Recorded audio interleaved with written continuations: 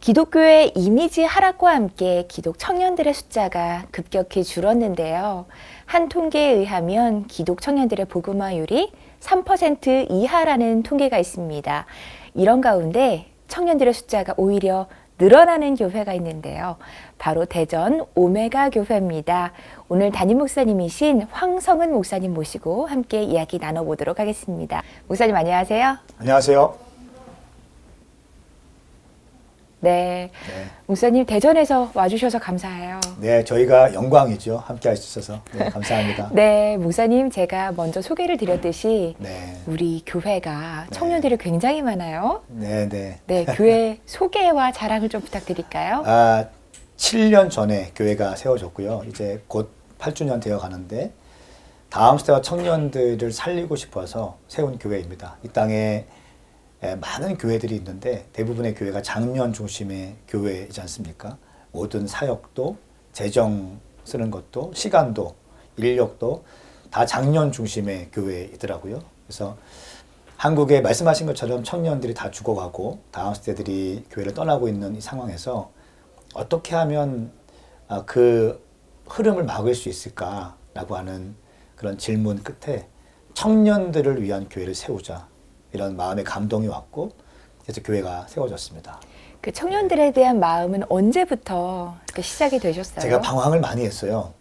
방황을 많이를 하고 10대와 20대 중반까지 방황을 하다가 이제 주님을 만나게 되었고 주님 만나니까 잃어버린 시간이 너무 죄송스러운 거예요. 가장 열정적으로 달릴 수 있는 20대 초중반 그 시간 다 잃어버리니까 너무 죄송하고 송구한 마음이 너무 커서 나와 같이 청년의 때를 그냥 허비하지 않도록 하기 위해서 내 인생 들어야겠다 이런 마음을 주셨고 그래서 청년들을 위해서 목회해야겠다. 청년들 살려야겠다. 이것이 나의 직업은 목사가 아니라 메인잡이 목사가 아니라 나의 메인잡은 청년들 살리는 거다. 목사는 나의 부업일 뿐이다. 이런 마음이 있고요. 그래서 저희 교회의 모든 시스템과 재정, 시간, 인력 이 모든 게 청년 중심으로 흘러가고 있습니다. 네. 어떤 시스템이 있는지 좀 소개를 부탁드릴까요?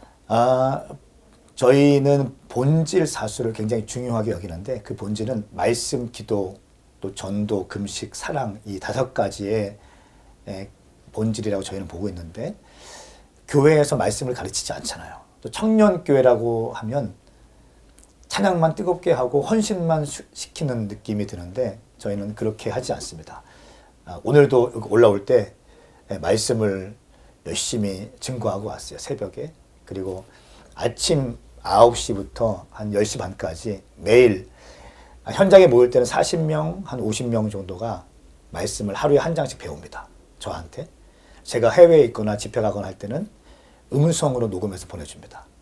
그리고 그 현장에서 말씀을 나누고 제 메시지를 전체 DNA 리더, 저희는 셀 리더를 DNA 리더라고 하는데 DNA 리더에게 보내주면 DNA 리더가 DNA 방에다 다 뿌립니다. 성도들이 매일 하루에 한 장씩 말씀을 읽고 음성을 듣고 또 메모하고 이런 훈련이 있고요. 말씀, 기도, 새벽 예배 참 많이 강조하고 또 전도. 저희는 인류의 방향을 2가지로 보는데 예수 믿는 사람과 예수 믿지 않는 사람으로 구분합니다.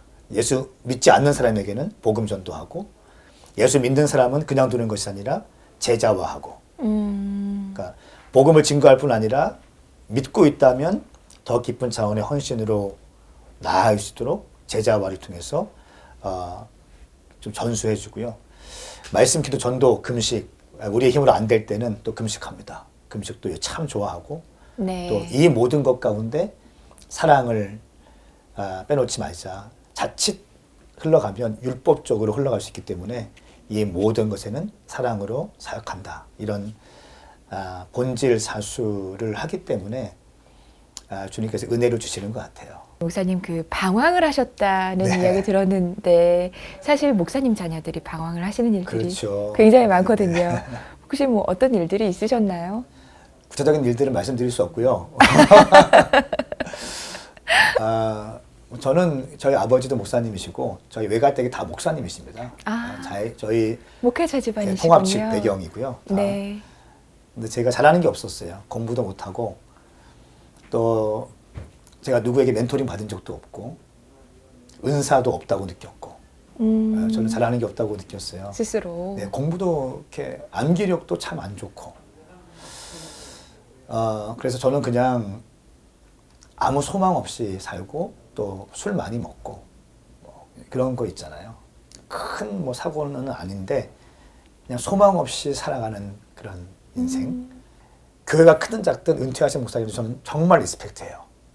네, 제가 저희 아버지 어머니를 봤기 때문에 네. 교회 건축하시고 많은 어려움이 있어서 우울증까지 오시고 근데 이제 너무 힘들다고 기도원 좀 태워달라고 그래서 저는 태워만 드리고 오겠습니다. 나한테 들어가자고 하지 마십시오. 그래서 너무 힘들어 하시기 때문에 태워 드리려고 갔고요.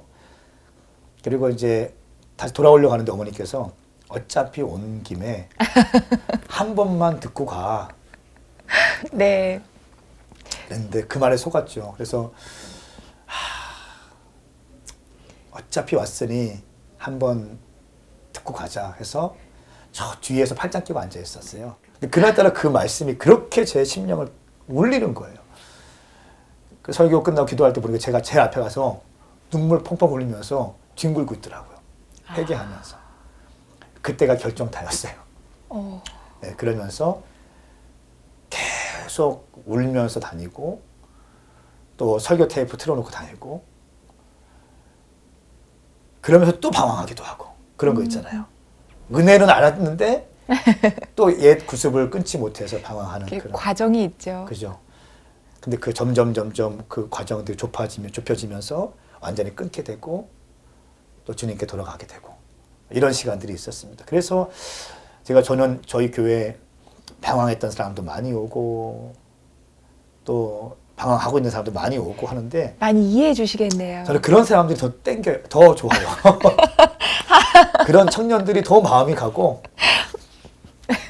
그런 애들이 더 이렇게 마음이 가요. 네. 이래서 사람은 경험이 중요한가 봅니다. 그래서 저는 하나님께서 바꾸지 못한 사람이 없다 믿고 있고요. 그 사역자들은 어떻게 네. 그럼 세팅을 하고 계시는지. 사역자들은 이력서를 보고 뽑지 않습니다. 그럼 왜냐하면 어떻게? 종이 한 장에 그 사람의 영성과 그 사람의 비전과 그 사람의 달란트를 볼 수 없잖아요. 우리가 육신의 질병을 고치는 의사를 뽑을 때에도 수년간의 학문의 시간이 필요하고 인터넷 시간이 그렇죠. 필요하잖아요. 인턴 네. 시간 필요하잖아요. 네. 그것처럼 저희 교회에서도 이력서 한 장 보고 뽑지 않습니다. 설교 한 편 녹음한 거 듣고 뽑지 않습니다. 청년 때부터 저에 의해서 훈련되어진 또 훈련되어지고 인턴십이 있습니다. 네. 우리 교회 사역자가 되기 위해서는 인턴십이 있습니다. 인턴십을 3년 이상 거친 사람들 가운데 열매가 있고 태도가 있는 사람들 가운데 뽑아서 사역자로 임명합니다. 굉장히 네. 처음 보는 방식. 아주 근데요. 훌륭한 제도라고 저는 믿고 있고요. 네. 저희 교회 오시는 분들 가운데 많은 분들이 참 부러워합니다. 왜냐하면 담임 목사와 부교육자 간에 이 팀워크가 또 안 맞으면 참 그것처럼 힘든 게 없잖아요. 어렵죠. 네. 네. 네. 그러면 우리 교회 청년들 중에서 네. 사역자가 세워지는 그렇죠. 네. 거군요. 그 신학을 하신 분들 중에. 네. 지금 저희 교회 사역자들이 9명 있는데 부교육자들이 우리 교회 사역자가 되기 위해서 훈련받는 인턴십에 들어가 있는 사람들이 10명입니다. 그 사람들 중에 뽑아서 사역을 맡기는 거죠. 누락되는 경우도 있나요? 그렇죠. 그 인턴들은 무조건 자연스럽게 사역자가 되는 게 아니라 네. 열매도 있어야 되고. 근데 그 인턴들이 새벽 예배부터 전도부터 완전히 헌신되어진 그런 사역자급들로 일반적인 교회에서는 사역자 그 이상으로 헌신합니다. 네, 그래서 저희 교회 분위기는 부교육자들과 인턴들 이렇게 헌신된 사람들이 한 20명 정도가 그냥 딱 준비되어 있고 또 1년 동안 자기의 삶을 내어드리면서 캠퍼스 선교사로서 헌신할 사람들을 모집합니다. 내 삶을 드릴 사람들 1년 정도. 사역자가 아니어도 괜찮다. 1년 동안 학교도 휴학하고 어떤 사람들은 휴직도 하고 와. 캠퍼스에서 전도하고 교회 청소하고 기도하고 선교지로 나갈 수 없지만 캠퍼스 살리기 위해서 삶을 드릴 사람 5명만 뽑거든요. 그러면 거의 뭐 일주 안에 다 끝납니다. 모집이. 그러면 사역자들 9명, 인턴들 10명, 또 마리아들 5명, 또 간사님들 있고 그러니까 보통 교회에 한 3, 40명 청년들이 늘 바글바글 합니다. 와. 이러니까 전도도 네. 되고 뭐 영적인 분위기가 헌신하는 분위기, 충성하는 분위기, 교회를 사랑하는 분위기, 청년들 위해서 기도하는 분위기. 또 일반 청년들이 그런 분들을 보고 많이 배우겠네요. 예, 참 많은 교회에서 탐방도 오고요. 네. 또 예수 믿지 않던 사람들이 와서 보면 아 이게 교회구나 하면서 자연스럽게 흡수되고 또 다른 교회에서 오신 분들은 이런 게 있었네 하면서 난 지금까지 너무 게으르게 했구나 하면서 또 헌신된 분위기에 동화됩니다. 그래서 전반적인 분위기가 헌신과 또 순종의 분위기, 또 주님을 너무 사랑하는 분위기로 형성되어지고 있어요. 어차피 뭐 말로 가르치는 게 아니고 보여주고 맞습니다. 또 삶으로 가르치는 거니까요. 네, 네, 네. 그런 분위기가 잘 이제 형성이 되어 있다라는 생각이 드는데요. 네. 목사님 지금 제가 서두에 말씀을 드렸지만 기독 청년들이 굉장히 적은 시대에 살고 있잖아요. 네. 그 우리가 청년이었을 때 그러니까 불과 한 20년 전만 해도 청년들이 굉장히 많았거든요. 그렇습니다. 도대체 20년 동안 무슨 일이 있었던 걸까요? 아, 2016년 네. 우리 통합 측 청년 보고서에 따르면 교인 수의 79%가 39세 미만이었다고 합니다. 거의 80%가 39세 미만이었다는 거예요. 그런데 2016년도 내용을 보니까 청년들의 비율은 2.19%. 그러니까 30년 동안 교인의 80% 정도가 40대 미만이었는데 30년 만에 청년들 2.19%밖에 안 되는 이런 상황이 되었잖아요. 뭔가 사건, 사고가 있지 않으면 정말 어려울 만한 네, 그런 수치의 급감이거든요. 네, 네. 이런 상황에서 우리 한국교회가 좀 어떻게 해야 될까요? 청년 사역자로서. 어떤 교회는 1000명 모이는 교회인데 대부분 80%가 60, 70대 어르신들만 계신 교회가 있다고 해요. 네, 제가 많지요. 많이 보고 있고 그러면 거기에서 청년과 다음 세대를 향한 얘기를 하지만 실제적으로 재정과 시간과 인력들이 거기에 갈 수 없는 구조예요. 왜냐하면 이미 어르신들을 섬겨야 되는 구조이기 때문에. 그래서 저희가 교회를 개척한 이유도 사실은 그런 부분입니다. 그러니까 수많은 교회가 있고 많은 목사님들이 장년 사역을 하시죠. 젊은이를 일으키기 위해서 캠퍼스 앞에 교회를 세우면 되겠다. 동시에 1000개의 대학교 앞에 1000개의 캠퍼스 교회를 세우자. 와. 이것은 우리의 왕국을 세우는 것이 아니라 다시 오실 주님의 길을 예비할 수 있는 청년들, 정말 새벽 이슬같이 헌신되어진 청년들이 구름대와 같이 일어나는 것을 정말 보고 싶었거든요. 네. 그래서 처음에 교회 개척한다 작년들도 막 오실 때 제가 늘 말씀드렸어요. 우리 교회는 청년 교회이니까 당신은 여기 안 맞을 겁니다. 서로 피곤하게 하지 말고 당신은 네. 옆에 있는 교회 가십시오. 이렇게 제가 건방질 정도로 말씀을 드린 적이 있어요. 지금은 후회하는데 지금 오시는 분은 그렇게 안 해요. 근데 그때는 청년들밖에 안 보였으니까. 네. 그러면 현재 교회에서 작년의 비율은 어느 정도 되세요? 청년들이 한 70% 되고요. 네. 젊은 30, 40대가 한 20%, 그리고 50대 이상 80대까지가 10% 이렇게 네. 되고 있습니다. 네, 제가 조금 원색적이고 힘든 이야기를 좀 해보자면 네. 사실 그 교회가 유지되려면 헌금이 있어야 하고 맞아요. 네. 그리고 그 헌금은 사실 청년들보다는 장년들이 네. 더 많이 내시는 게 어쩔 수 없는 구조잖아요. 근데 이런 상황에서 그 교회를 운영하는 것이 어렵지는 않으신지 또 사역자들도 많으신데 그렇게들 알고 계신데 헌금은 장년이 내는 게 아니라 헌금은 주님 사랑하는 사람이 내는 거예요. 근데 저희 교회는 헌금을 참 열심히 청년들이 많이 합니다. 그냥 최선을 다해서 그러니까 뭐 첫 월급을 그냥 드리는 거는 너무 빈번한 이야기고, 네, 11조를 안 하면은 뭐 안 되는 거죠. 11조는 해야 되는 거잖아요. 네, 11조를 정확하게 가르쳐야 되겠다는 마음 때문에 정확히 가르칩니다. 그리고 또 어떤 친구들은 10의 2조도 합니다. 10의 2조면 300만 원 벌면 60만 원 드리는 거잖아요. 그렇죠. 10의 2조 드리는 사람들도 꽤 많이 있어요. 그러니까 이거는 주님 사랑하기 때문에 더 드리고 싶고 알바하면서도 10의 2조 드리는 사람도 있고 오, 뭐 그래서 저희 교회는 코로나 상황 가운데 재정이 뭐 50%로 다운되고 이렇게 많이 얘기 들었는데 저희는 더 들었습니다. 교인 수도 증가되고요. 네, 헌금도 더 증가되고. 근데 2020년도 코로나 터졌잖아요. 근데 그때 2019년보다 60%가 증가됐더라고요. 재정이.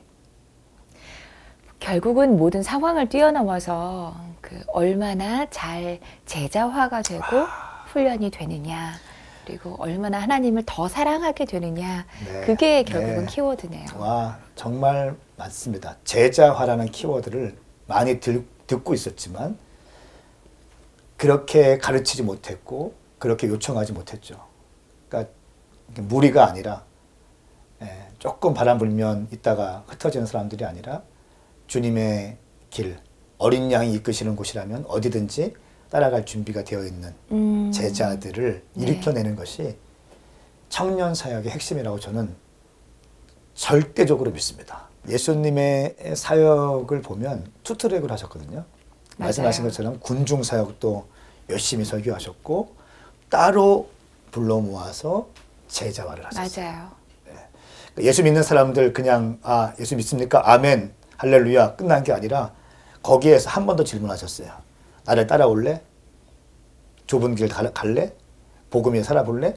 거기에 옛사는 사람들을 따로 불러 모아서 제자 그룹을 만드시고요. 이 사람들에게는 더 높은 차원의 순종과 헌신을 가르쳐 주세요. 말씀을 들어야 생명력 있는 말씀을 들어야 생명력 있는 신앙인들로 일어나게 되고 이런 사람들을 따로 뽑아서 제자화하고 너 왜 사냐? 네가 돈 버는 이유가 뭐냐? 네 인생의 최고의 가치는 뭐냐? 네가 삶을 드리고 네가 부를 노래가 뭐냐? 흔들 깃발은 뭐냐? 이걸 정확하게 질문하고 답을 하게 하고 성경에서 그것을 찾아서 가르쳐 주면 청년들은 바뀌게 되어 있고 헌신되게 되어 있습니다. 네, 여기가 잘 안 되는 것 같아요. 네. 목사님 아까 말씀하신 것 네. 중에서 그 1000개의 캠퍼스 앞에 네, 1000개의 네, 교회 네. 네, 말씀이 참 좋았는데요. 네. 그렇다면 지금 캠퍼스 이제 곧 신학기가 시작이 되는데 네. 어떠세요? 뭐 어떤 계획 갖고 계세요? 저희는 지금 이제 7년 차 막 지나고 있는데 4개의 캠퍼스 교회가 세워졌어요. 네. 그리고 올 3월 달에 서울에 또 교회가 세워집니다. 네. 그 5개 교회, 5번째 교회가 세워지는 거죠. 저희의 선교 전략은 교회 개척입니다. 그 과거 선교 단체들과 지금의 선교 단체들이 뭐 한 3분의 1로 줄었다. 뭐 이런 이야기도 있고 네. 그렇게 이전과 그러니까 코로나 이전에도 말이죠. 그 2019년만 해도 굉장히 선교 단체가 어렵다는 이야기들을 들었어요. 캠퍼스에서 활동하고 있는 뭐 그 인원이 급격하게 준 상황에서 네. 어떻게 이렇게 청년 교회들 그리고 캠퍼스 중심의 사역들을 해오실 수 있는지 궁금하거든요. 선교도 교회가 해야 된다. 그동안은 선교 단체가 선교를 했잖아요. 그렇죠. 교회에서 사람들을 보내주고 돈도 됐잖아요. 근데 선교 단체가 선교의 방향성과 전략을 단체에서 결정하니까 교회는 뭔가 좀 이렇게 서운한 거예요. 근데 또 교회는 선교를 너무 몰라요. 너무 모르고 선교에 대해서 알지 못하고 그러니까 재정만 보내고 사람들만 보내고 끝나버리니까 이게 뭔가 잘 안 돌아가는 겁니다. 전략적이지 못하다는 맞아요. 말씀이군요. 네, 교회에서 키워서 사람을 만들어서 교회의 선교 전략에 맞게 파송한다. 그러니까 훈련도 양육도 재정 지원도 선교 정책도 결국은 교회 중심이 돼야 된다라고 하는 믿음이 있습니다. 그러니까 이게 어떻게 가능하냐면 청년들이 있을 때 가능한 거죠. 네. 또 헌신된 자들이 나올 때 가능한 거죠. 저희 교회에는 킹덤 크루라고 하는 그런 팀이 있는데 미니스트리가 있는데 선교사로 나가기 위해서 훈련 받는 사람들이 킹덤 크루라는 저희 교회 안에 미니스트리 안에 있는데 45명이 그 안에 속해 있습니다. 선교사 나갈 준비를 하시는 거군요. 해외 아니면 국내? 일단 해외, 국내, 북한까지 다 열려 있습니다. 북한까지. 그러니까 한 교회에서 한 400명 정도 되는 교회에서 45명의 청년들이 선교사 나가려고 준비하고 있는 거예요. 11조네요. 11조. 이제 새내기들이 또 들어오고 할 텐데 목사님 요즘 청년들의 특징이 뭐라고 생각하세요? 요즘 청년들 금방 좋아하는 게 바뀐다. 또 자기중심적이다. 이런 많은 말들을 하시더라고요. 그러니까 제가 20대 때에도 그런 말을 많이 들었어요. 요즘 것들은 자기중심적이고 똑같이 보는 거죠. 그런 얘기는 고대에도 있었죠. 그렇죠. 요즘 것들은 해병대 1기가 해병대 2기한테는 넌 해병대 아니라고 하잖아요. 2기는 해병대 아니라고 하잖아요. 근데 그런 말도 중요하지만 저는 믿는 게 어느 세대건 어떤 사람이건 하나님의 말씀은 그 사람을 바꾸어 놓기에 충분한 능력이 있다. 저는 그렇게 믿어요. 그러니까 오늘날 자기중심적이고 좋아하는 게 금방 바뀌고 버릇없고 이렇게 보는 것도 맞는 한 단면이 있지만 거기에 집중하는 것이 아니라 목회자들이 말씀을 믿어야 돼요. 청년 사역자들이 말씀을 신뢰해야 돼요. 말씀을 신뢰하고 내가 먼저 말씀을 봐야 돼요. 새벽 예배가 6시인데 6시부터 8시까지는 새벽 예배 기도를 하고 8시부터 9시 반까지 말씀 연구해요. 그리고 9시 반부터 청년들은 9시부터 모여서 이제 찬양하고 준비하고 있으면 제가 9시 반에 들어가서 말씀 준비한 걸 하루에 한 장씩 말씀을 나누는데 그걸 가지고 9시 반부터 한 11시까지 또 말씀을 나눠요. 그리고 코로나가 터지기 전에는 11시 잠깐 밥 먹고 12시부터 2시까지 전도했어요. 매일이요? 매일요.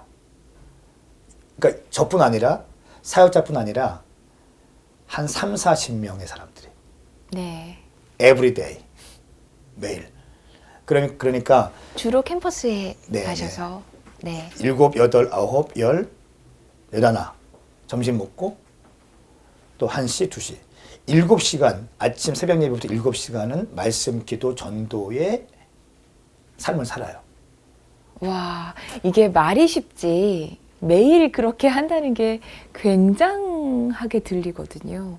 다들 그렇게 이제 말씀하시는데 저희는 그게 당연한 것처럼 느껴져요. 그렇게 그러면 7년을 해오신 거예요? 거의 그렇게 해왔어요. 근데 이게 네. 본질이라고 저는 믿어요. 말씀 보고 기도하고 전도하고 이게 본질이잖아요. 한국교회 이미지 이야기를 하셨는데요. 네, 그런 부분에 청년들이 굉장히 예민하게 반응을 하거든요. 그렇죠. 네, 그런 부분을 타파하기 위해서 혹시 하시는 노력 같은 것은 없나요? 그렇기 때문에 교회 문화가 참 중요하다고 봅니다. 주의 종들이 우리 교회가 그동안 걸어온 길을 통해서 성도들에게 메시지 던지는 거죠. 우리 교회 걸어온 길을 봐라. 그게 내 교회 청년들한테는 그게 가능할 수 있는데 전도를 할 때는 이제 그런 기반들이 없기 때문에 그렇죠. 그런 것들을 장벽으로 다가올 수 있을 것 다가오죠. 같거든요. 그렇기 때문에 교회가 납작 엎드려야 되고 섬김의 모습으로 가야 된다 말씀하시잖아요. 네. 전 100% 동의해요. 그러니까 복음에 대해서는 굉장히 파워풀하게 정확하게 다가가지만 섬김의 차원으로 잘 섬겨드리고 이렇게 하는 게 너무 중요한 것 같습니다. 네. 이번에는 또 다른 의미의 미디어 이야기를 좀 해봤으면 좋겠는데 네. 그 교회에서 미디어 사역을 굉장히 잘 하시고 또 SNS, 유튜브 제가 그 우리 오메가 교회 유튜브를 들어가 봤는데 굉장하더라고요.